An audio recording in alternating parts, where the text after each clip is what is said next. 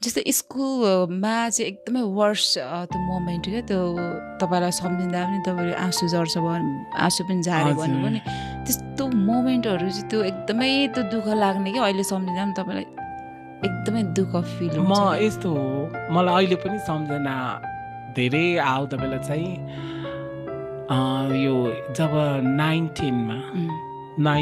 चाहिँ अब त्यो बेला होस्टेल बस्नु पर्थ्यो होइन होस्टेल जब एसएलसी हुँदा पनि होस्टेल बस्नु पर्थ्यो अनि मलाई एकदम गाह्रो पर्थ्यो त्यो होस्टेल बस्दा मेलको अब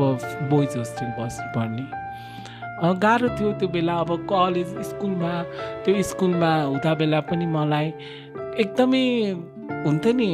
के हो भनेर हेर्न आउने लुगा यस्तो गरिदिने हुन्छ नि एकचोटि त के भयो भन्नाले अब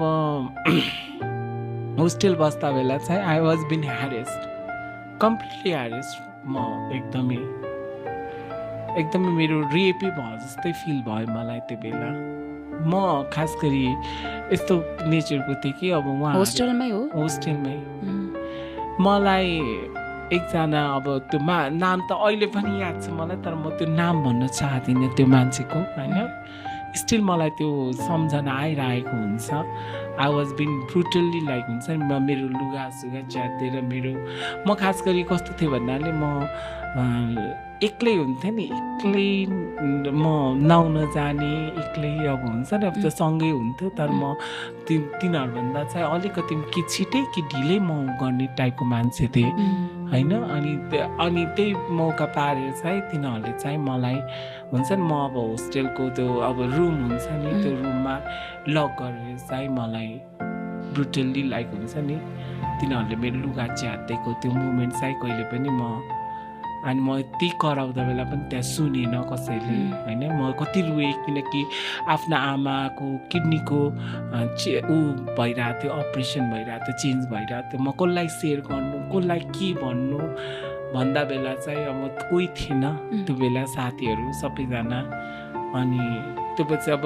त्यो कतिजना थियो त्यहाँ केटाहरू तपाईँलाई त्यसरी 3 जनाले गर्यो कपडाहरू सबै च्यातिदियो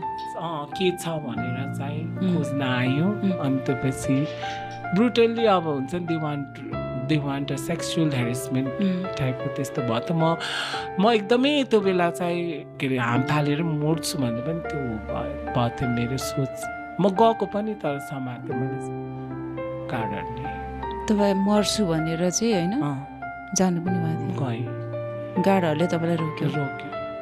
माथि छतमा जान्छु